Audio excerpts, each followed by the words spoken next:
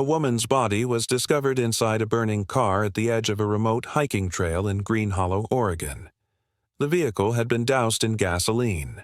The flames were extinguished by hikers passing by, but not in time to save the victim, or hide the fact that the fire had been deliberately set. The car was registered to 28-year-old Nicole Harlow, but the body inside wasn't hers.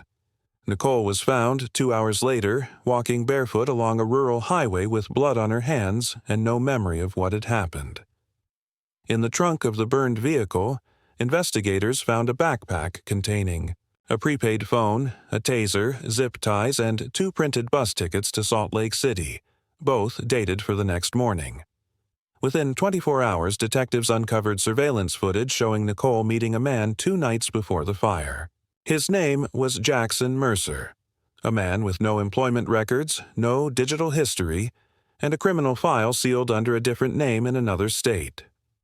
Nicole had been planning to take revenge. But what she didn't know was that the man she trusted had already done this before and had no intention of running away. This wasn't a fire to cover up a murder, it was bait, and someone walked right into it. Green Hollow, Oregon, is the kind of town people pass through without stopping.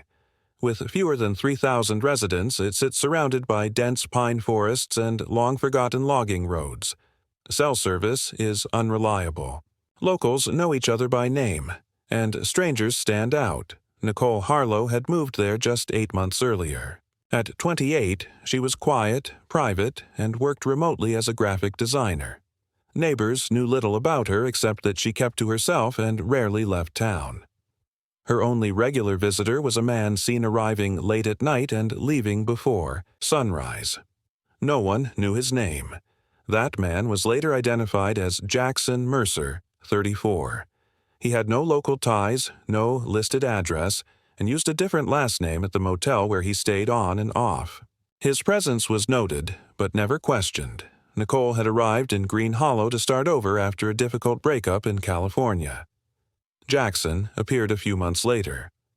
By July, the two were inseparable, but things changed quickly. In the weeks leading up to the fire, Nicole had stopped answering messages.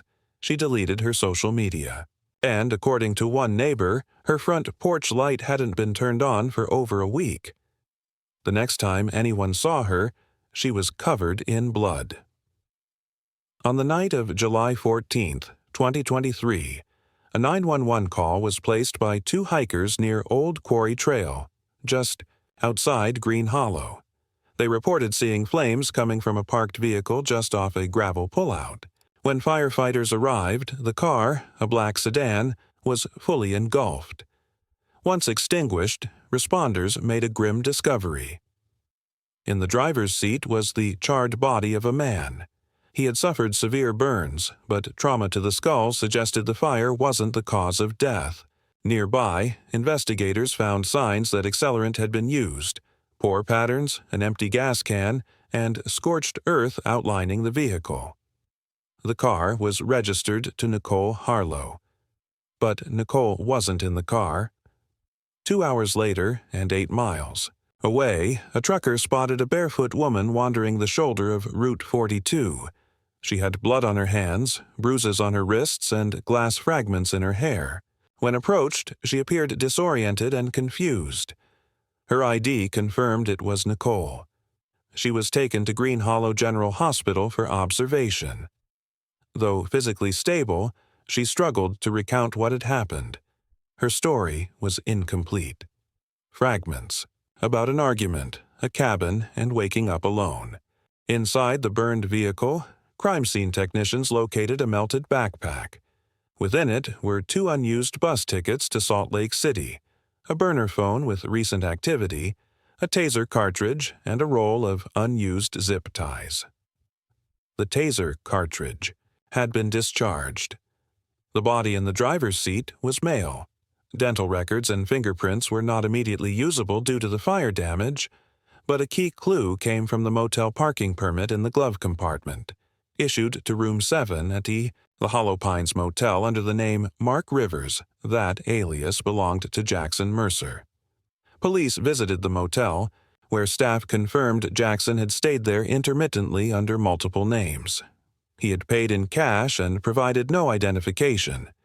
Surveillance footage from 3 days earlier showed Nicole and Jackson entering the motel together. Only Nicole left. Detectives searched her house next. Inside, they found no signs of forced entry, but the interior told a different story. The bedroom window was cracked open. A kitchen chair was overturned.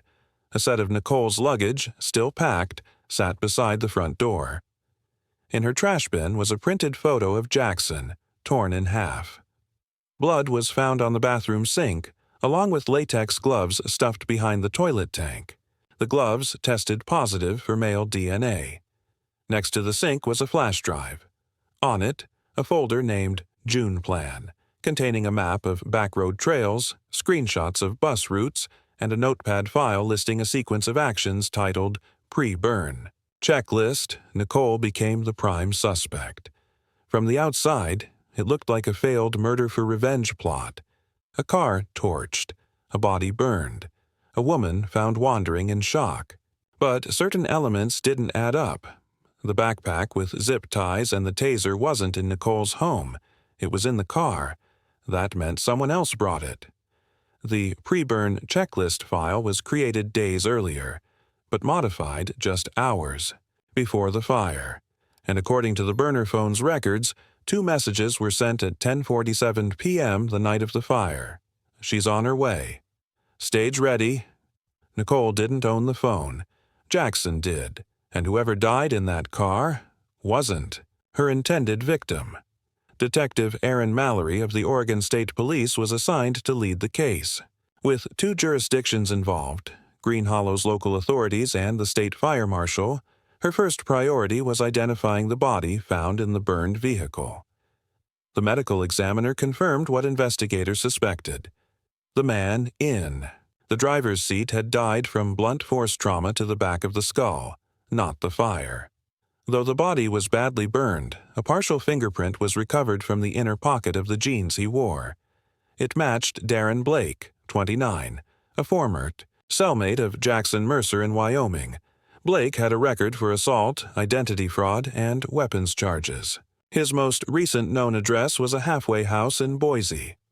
He had disappeared 3 weeks earlier without informing his parole officer.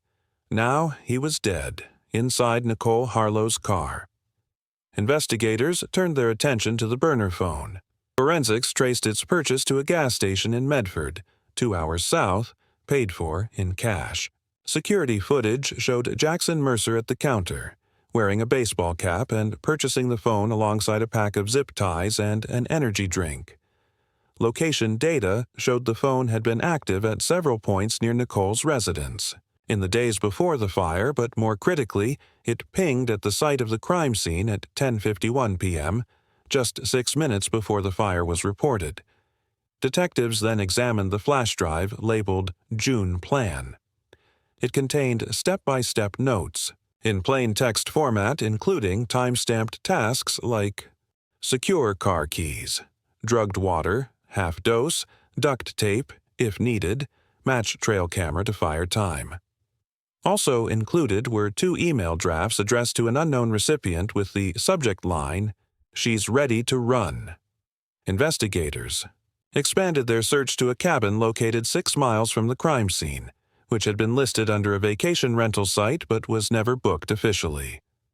Park rangers confirmed signs of recent occupancy. Inside, officers found a second taser, a stained blanket, and a GoPro camera hidden under the mattress.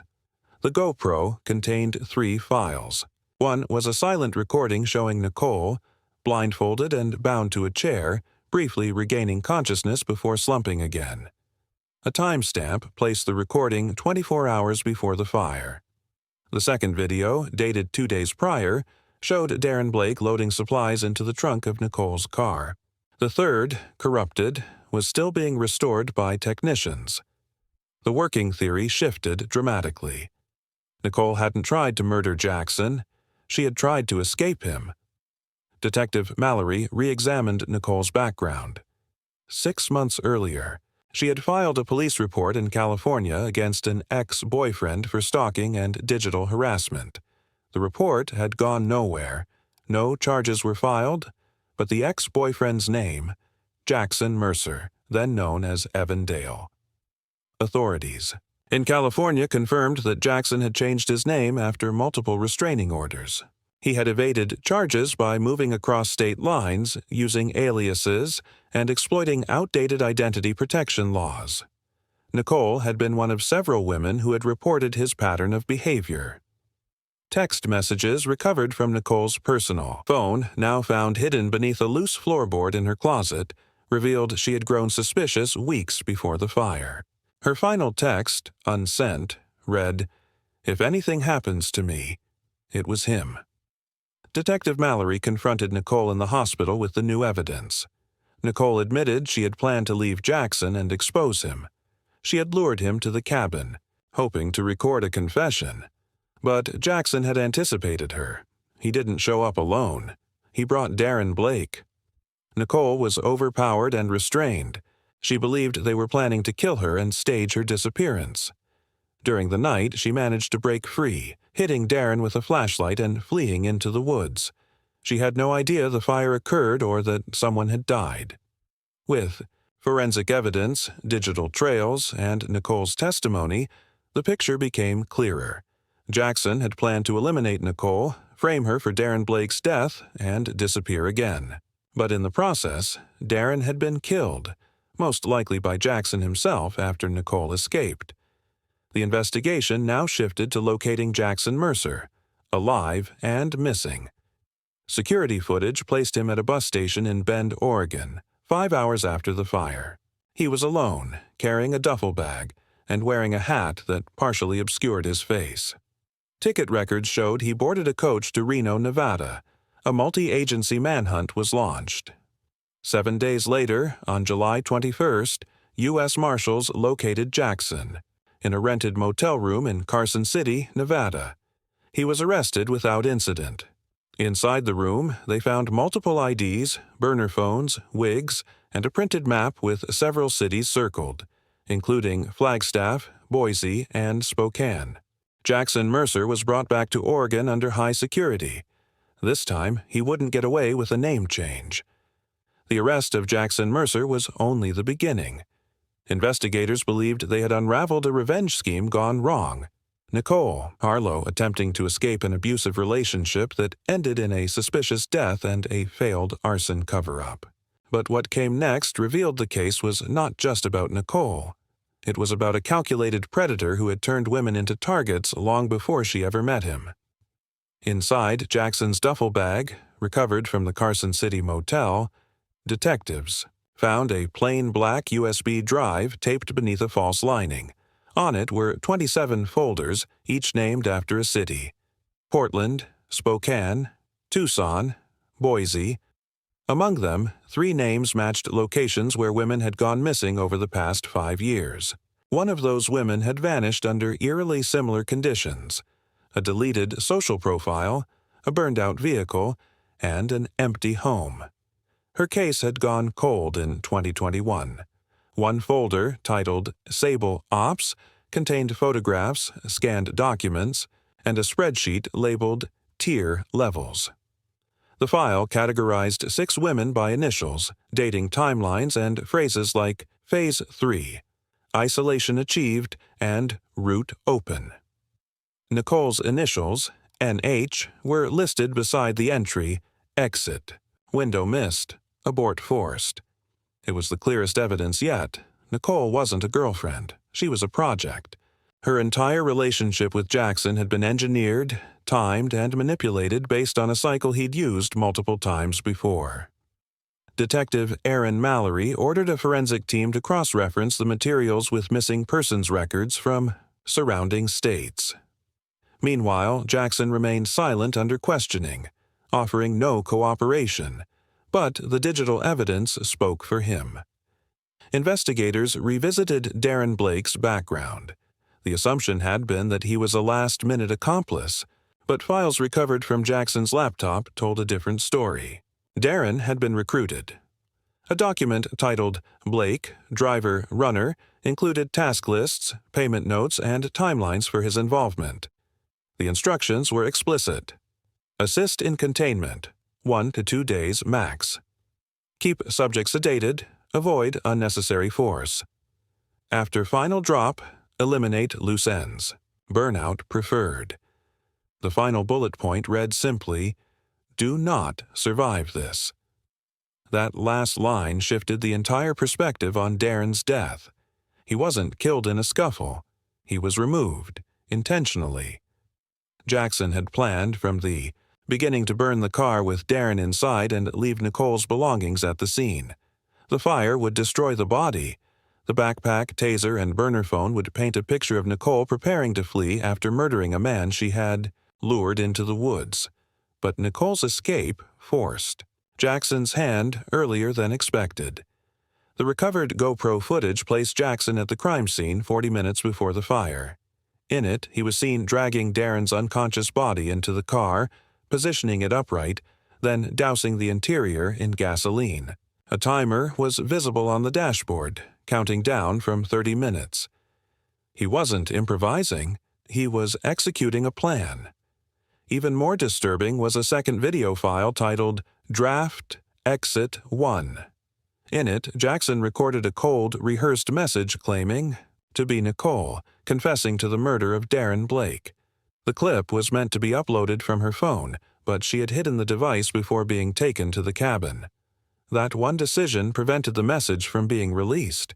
Detectives now had enough to link Jackson not just to the murder of Darren Blake and attempted murder of Nicole, but to a pattern of premeditated targeting and disposal across multiple states. Another twist came from a prepaid debit card found in Jackson's motel room.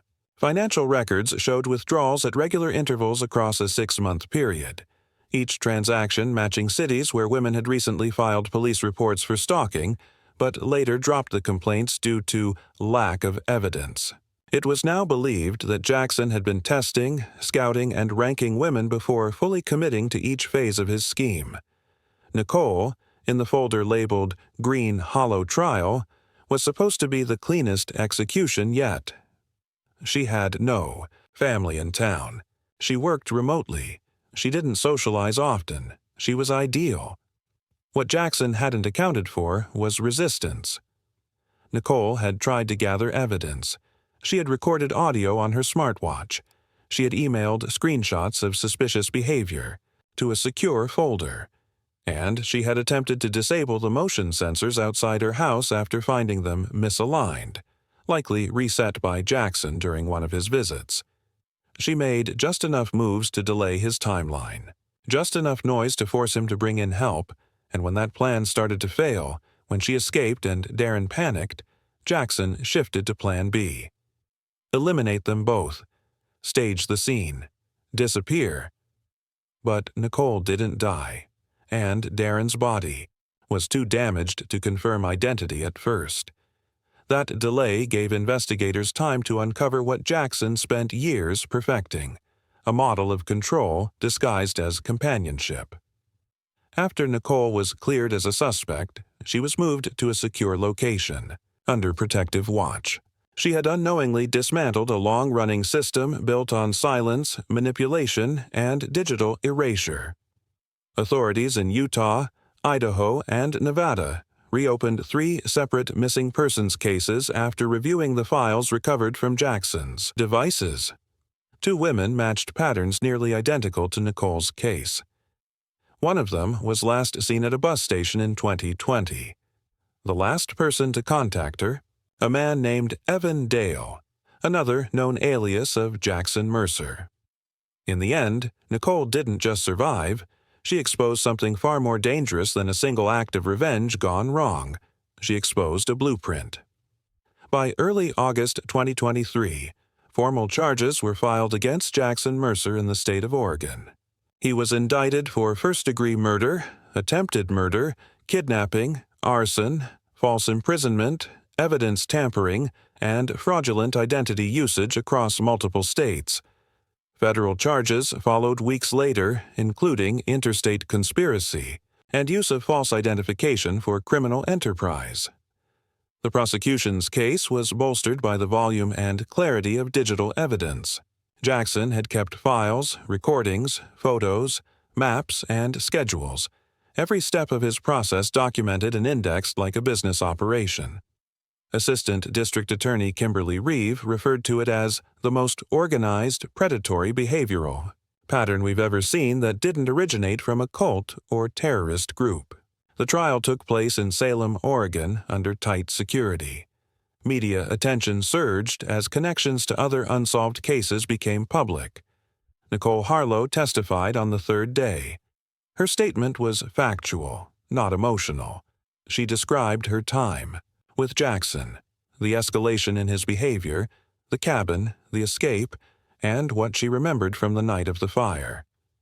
The GoPro footage was played for the jury in full. It showed Jackson moving with precision, never panicking. His tone was calm, his actions deliberate.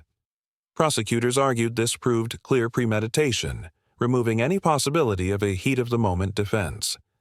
Jackson's public defender claimed that his client suffered from undiagnosed dissociative issues and a disordered sense of reality, but the court didn't buy it.